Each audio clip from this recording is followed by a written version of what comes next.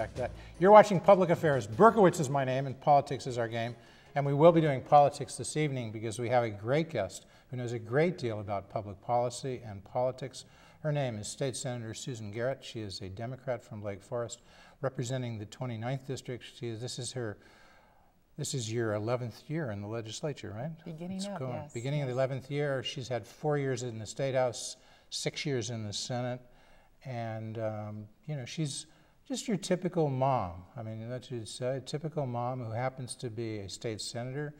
More than that, I'm being a little facetious because she is in leadership. She wields the whip, the majority caucus whip. She's one of the whips. And so she's tough. You don't want to mess with Susan Garrett. That's the reputation you have, right? Around the household, Scott, your husband, he doesn't mess with Susan Garrett? I'm not going to answer that, Jeff. She's going to take the fifth. Yeah. Two great kids, right? Yes, both of whom are Elizabeth getting married. And Brett? Yes, 2 marriages Look, coming the up. shows, we could make it all about Susan Garrett, Senator Garrett, and family stuff and all that, but we're not going to do the whole thing because if you're watching the show, don't turn that dial. You might think, oh, this is going to be about the North Shore, you know, it's only of interest to people in the North Shore. Not at all. We're going to be talking about state spending, state taxes, budget deficits, education, social issues. So this is of interest not just to the North Shore, but to the city of Chicago. If you're watching it in Aurora, it's of interest to you. In Rockford, of interest to you. In Cairo, in Springfield, wherever, because we often air on the LA channel. And you may be watching it on the computer. You may realize that although we're taping it on March 15th, and it won't air for a few weeks after the major speech, which we'll get to coming up by Governor Quinn, but it may be posted within days. So always go to www.publicaffairs.tv.com, our podcast page, or our YouTube page. It's a little harder to get to, but just go to youtube.com, punch in Public Affairs with Jeff Berkowitz, and you will see the smiling face of Susan Garrett, Senator Susan Garrett, and wielding tough questions from your host, Berkowitz, but many others. You can see almost a complete set of the last 2 years' shows of Public Affairs. And by the way, you can get that 2-year set for $29.90. No, just kidding, because we can't sell it here. Just a little levity into the discussion. You don't have a 1-800 number? No toll-free number? Susan Garrett, should we raise taxes? Should we raise the income tax in the state of Illinois? You know, I think everything's on the table. As we know, Governor Quinn will be giving his budget address on Wednesday, and you know, we have a huge problem in the state. We should say we're on the March 15th. He'll be speaking on March 18th. Yes. Many people will be seeing it after. Yeah. What will Governor Quinn say? You are in leadership in the Senate.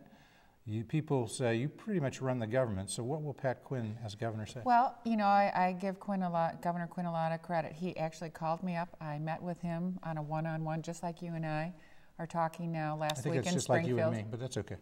And he talked about some of his ideas. You know, he has an umbrella of reform when he talks about some of the possible tax increases, but he also is going to do some major ethics reforms. He's talking about making sure that we have a green economy in Illinois, and that when construction work is done, we do it through environmental ways that actually make sense. Okay, so you're on to ethics. Excuse me, you're on to ethics. We'll get to that. Okay. You're on to green. I understand you are the chairwoman or chair of the Environmental Committee in the Senate. I am. So we're talking green. But the question to you was, I think, it's been a while since I asked it, I think the question was, will Governor Pat Quinn ask for an increase in state income tax? I think he is. We've been... Yes, he will. Okay. And is that reading about it in the papers? Yes. You think? But you had a personal conversation with him. Yes. In that conversation, did Governor Quinn and he indicate said he was going to most likely propose. He hadn't finalized. Most likely propose. Finish that sentence. A tax increase of up to 4.5 or maybe 5%. From 3%. Yes. So he's also talking about increasing the exemption, possibly up to $6,000. Personal exemption. Yes, on the income tax form. So these are some of the ideas that he is floating. I'm sure I'm not the only one that had that conversation with him. So does that mean if a family of 4, 2 adults and 2 kids, would they not pay taxes on $24,000 of their income or $12,000? Probably on $24,000. So if they earn $60,000, $24,000 is exempt under the proposal. Yes. Currently, what's exempt under the current law? It's $2,000 each, so it'd be yes, $8,000. Exactly. So the contention is for people, say, with an income of $60,000, or I think $57,000, taxes wouldn't go up, income taxes, right? It'd be sort of a Flat, no yeah. change. And if you earn more than 57,000, it would go up? Yes. The great majority of people in Illinois earn less than 57,000? I think it's a 50-50 split. So I think the break-off point is at the 56,000. So if there is an income tax increase, it would affect 50% of the population who pay taxes in Illinois. You agree with that approach? You know, it's interesting because I was thinking about what President Obama is doing. You know, his threshold is 200 or 250,000. Right. So there is a big difference between the two. I would actually like to see that threshold be higher in Illinois. Higher? Yes. What Instead of the threshold? 56,000, I would like to see it go up to at least 75, maybe 100,000. People with 100,000 or less don't pay any increase in income tax. That's what you're proposing. I would like to see that same flat. But you know, some Right. people say John Tillman, you may know him. He's head of the Illinois Policy Institute. Yeah. Just a few weeks ago, he was on. He said, no, everybody should have skin in the game, because right now on the federal level, I think half the people don't pay any income tax. Is that right? I can't say that for But if sure. that's the case, that's I his know point. that There's no skin in the game. Yeah. How can people be participating in government when they don't pay any of the Well, costs? it's one thing to participate in government, but if you don't have the dollars to participate and you're asking the poorest of the poor But shouldn't you to pay pay in more. something? If you got 50,000 in income, you participate in the federal government, you get benefits. Well, $50,000 is not exactly nothing. Well, Those people don't pay any income So, on the federal level. so any Jeff, income tax? if you have, you know, you're a family of 4, you have 2 children, it's, you know, I make about $67,000 a year. It comes out Excuse to me, and your about. husband makes? He makes more, but my salary. He makes more. on How my- much does he make? Shouldn't people disclose that? You're a public official. Yeah. Public family. What does your husband make yearly? I'm not absolutely Approximately, sure. ballpark. You know, I don't know because a You lot don't of know? his salary. Isn't it like McCain saying he didn't know how many A houses lot he of held? his salary is based on stocks and stock options. So, as my Ballpark. husband said to me, we are underwater this year because we didn't receive any of the benefits of the stock options. They basically went down. But what did he get for a salary? I don't know. You don't Honestly, know your I don't husband's know. salary? I don't know. Honestly, I don't know. We don't mean to pick on you. We're going to start asking people, everybody who's in politics, Democrats and Republicans, this question, because people You can should go know, shouldn't they? online and find out. How much your husband makes? Yeah. That's He's online? a public, yeah. If you go to Beckman Coulter, which is the name of the company Because that he's he one of works the for. top 5 compensated He officials is- in that company? Yes, he would be, because he is So, it'd the be safe to chief say he makes executive more than officer. $200,000 a Yes, year. he does, and we As a pay family plenty income, of taxes. you make more than $260,000 a year. Yes, right. We pay heavily in federal and state taxes.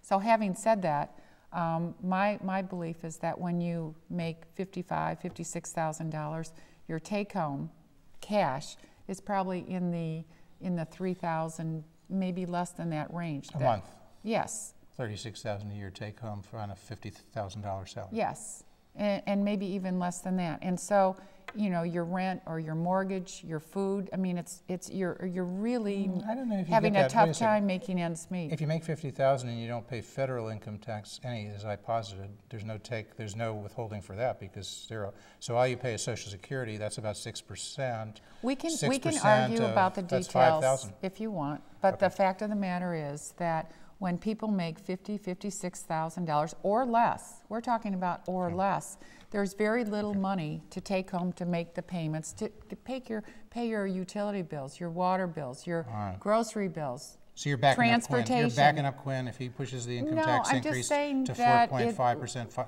Excuse me, if he pushes it to 4.5% or 5% from 3%, which some would say is a 50% increase or a 60% increase, you, Senator Garrett, backing up Governor Quinn on that?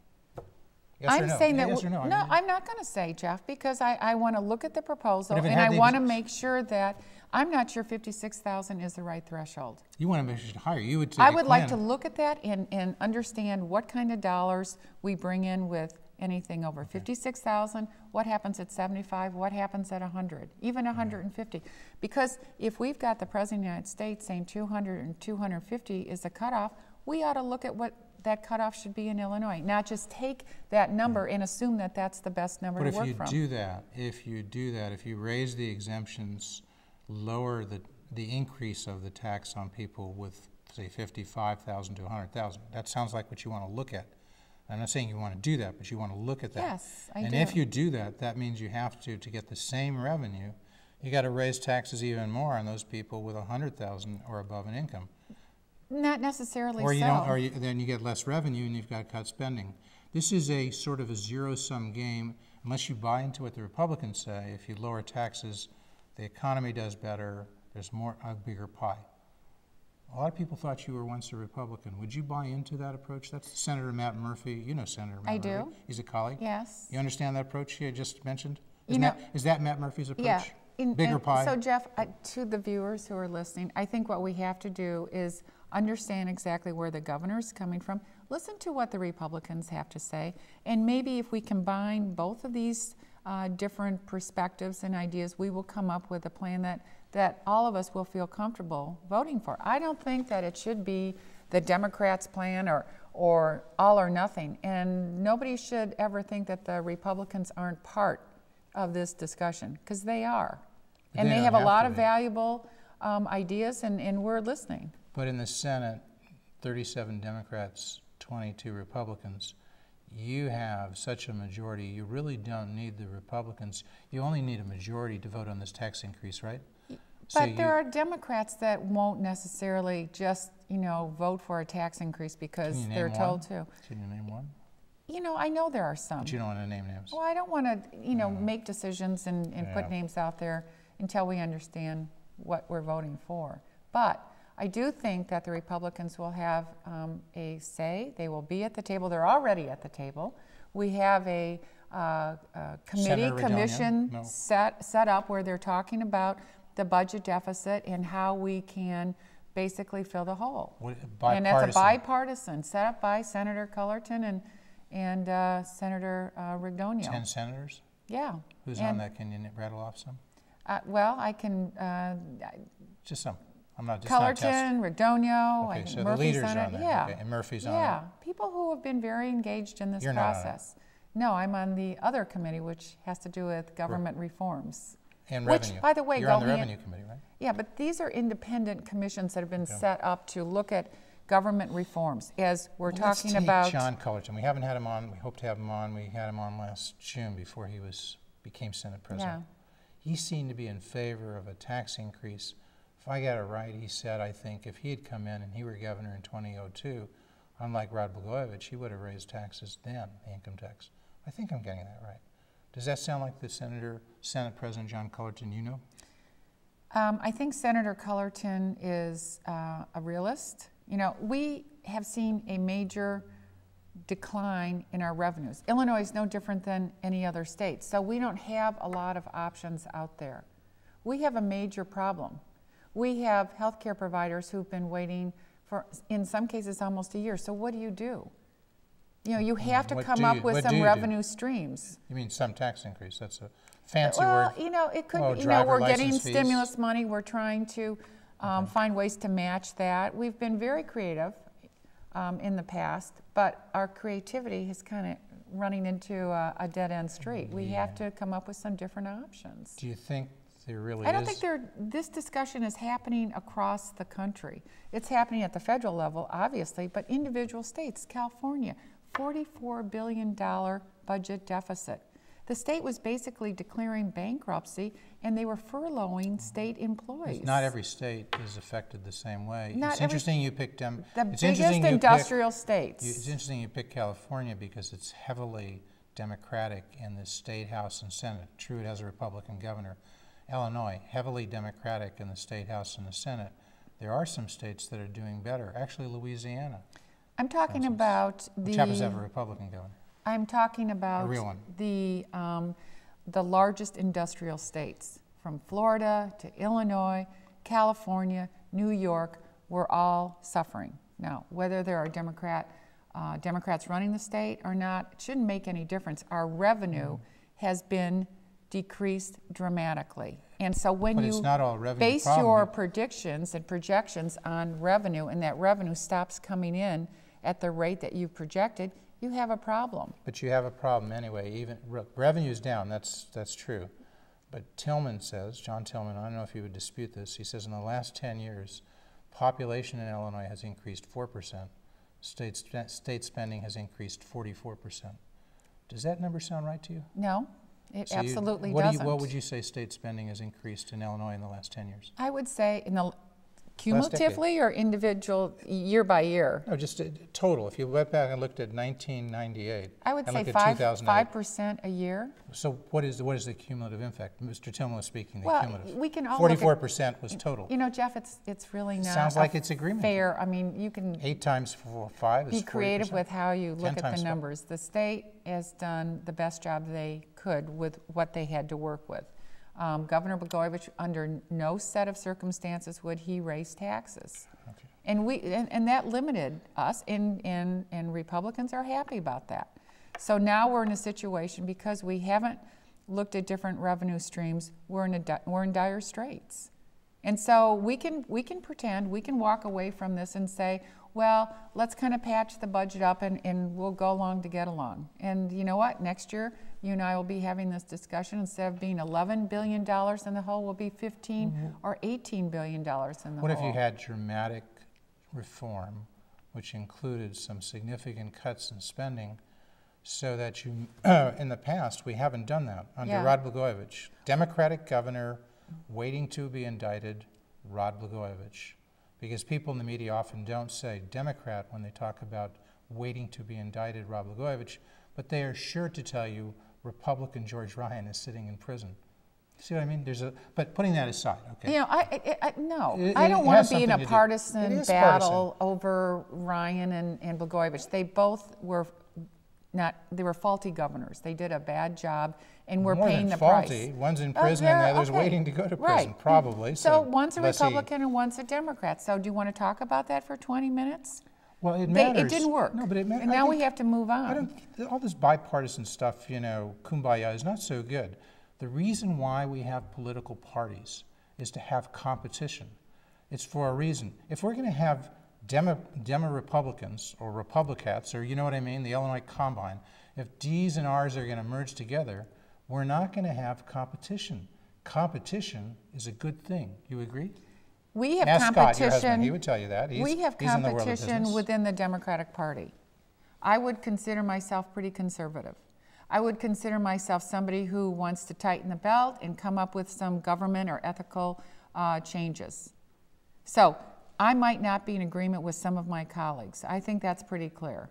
So that's competition in a way. And I think the Republicans have the same thing going on. And that's good. It's not that, you know, we're rubber stamps. We go into caucus and John Cullerton says this is what we're going to do, and we go, okay, John. It doesn't go like that. But there has to be a brand. We have a very diverse state. City of Chicago, suburbs, downstate. And with that diverse state come different perspectives and opinions. All of that gets aired. But there's still a brand to the Democratic Party and to the It's Republican your brand, Party. you No, know? you don't think the Democratic Party has a brand and should have a brand? A Or the brand Republican of, Party but should you're have a making it brand? seem as if the Democrats are responsible for all Don't move your chair. I want to keep you in the box here. As But our Jeff, viewers will know, if you get out of the box, we cannot see how attractive Senator Garrett is. And I mean that in a non-offensive way. And you know that. Okay, thank you very much. Right. So stay in the box so we can all see you. All We want to hear you, but we want to be able to see you. Oh, so the brand of the Republican Party, Grover Norquist would say, you know Grover Norquist? Yeah. He says they lost their brand. Their brand used to be the party that wanted to cut taxes. They lied to people. They came in and they increased taxes. They squandered the funds. Their brand was diminished. He says, get back the brand, and you have to do it with a great deal of uniformity. If one Republican says, yeah, I'll raise taxes, another one says, lower, people get confused. So that's what I mean. It wasn't meant to be denigrating Democrats. That's Norquist's view of the Republican brand. And I was just asking you, Susan Garrett, Senator Garrett, what's your view of the Democratic brand? So my view of the Democratic brand in Illinois is that we have programs, we have education, we have health care. Those are the two big programs and issues that Democrats are committed to. And when we look at the two big things that you're committed to? Two big issues and programs, health care and education. Okay. So we need to fund schools. We need to make sure that people have access to health care. Those are two very costly propositions. But we can't move people out and say, you're not entitled to an education. You're not entitled to to have your health care taken care of. we don't have the money right now to cover a lot of the cost associated with those two very important programs. Medicaid is the highest, the highest growth of our expense comes from Medicaid. We're going to rein that in. Politicians would say, I'm glad you raised those points, because that leads into something, because your Senate President, our Senate President, John Cullerton, I've heard him say on that issue, one of our competitor programs a few weeks ago, this was a week ago now, we're taping this on the 15th of March, I think on March 8th, he said, I think, like in the General Revenue Fund, which he says is important, we can get back to that and you can explain that, I think it's about $28 billion, maybe $30 billion. And he said 11 billion of that goes to education, 11 billion of that goes to health care, and pensions. 6 billion goes to state operations, which includes pensions. So he turns to people and says, who want to cut, where would you cut? Education, health care, state operations. But my point is, when you frame the issue that way, do you think it's tendentious? Does Cullerton have a bias in terms of saying he really can't cut? Or is he just being a realist, as you would say, and trying to say, these are the facts, you folks decide? I mean, is that the case? Is Cullerton kind of stepping back now that he's the Senate President and letting his caucus decide? He has made that point very clearly. We have the lowest. Point he's made, you've heard before in the yes, caucus. I've heard it's this not just before. For I've heard Craig him Delaware. say it. Be for I've Berkowitz, heard Garrett, him whatever. say this many times. He makes that point, you know, very clearly. What's your answer to that point?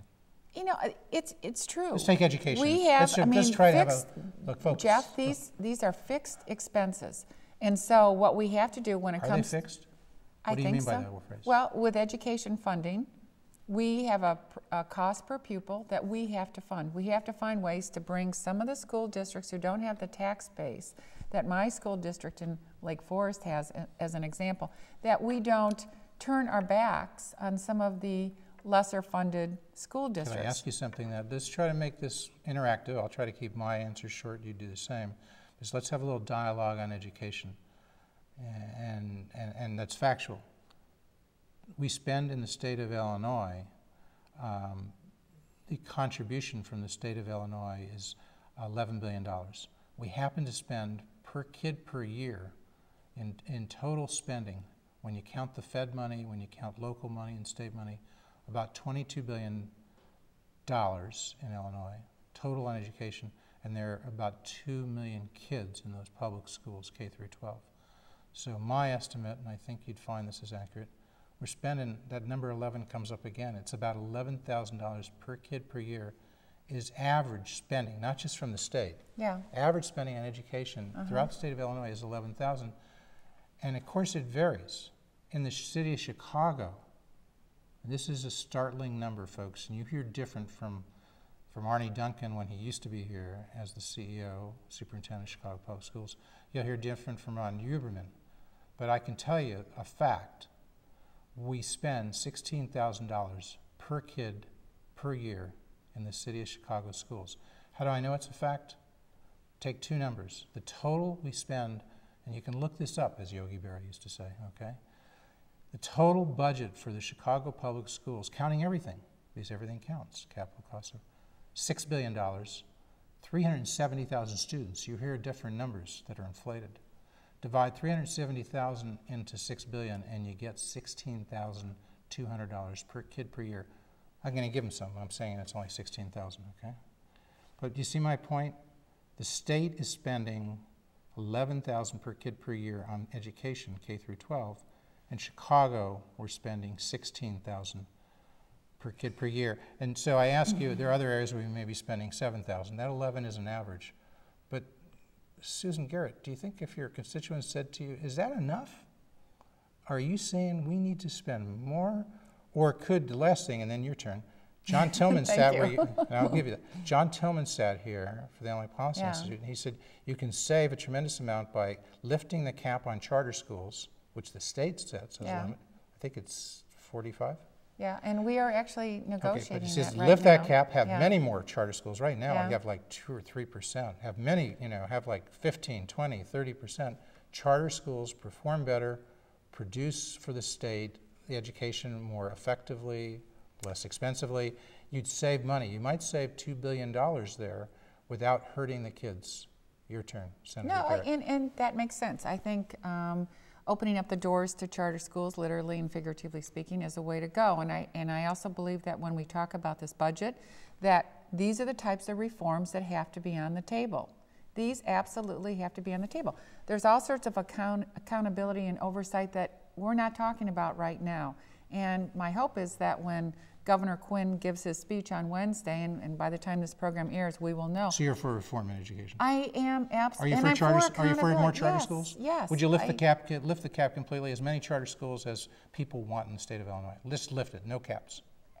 If that's what makes you happy right now, no, what then makes we'll you happy, Susan Garrett? I don't want to just say, everybody lift the cap. I think we have to be a little bit more pragmatic about it and understand where that's going to take us. Could you support school vouchers? Could you?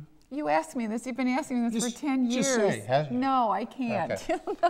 Let's go quickly. We don't have a lot of time. Let's go quickly isn't part of the mix right now. On to health care. Okay. Can we spend less and still treat people well in Illinois on health care? We're going to continue to speak as the credits roll, but I very much want to thank our guests. Managed care. We can Senator Garrett, thank you so much for coming. Thank you. Look, Senator Garrett deserves a lot of credit. A lot of people won't come here, face tough questions, and engage in a thoughtful discussion.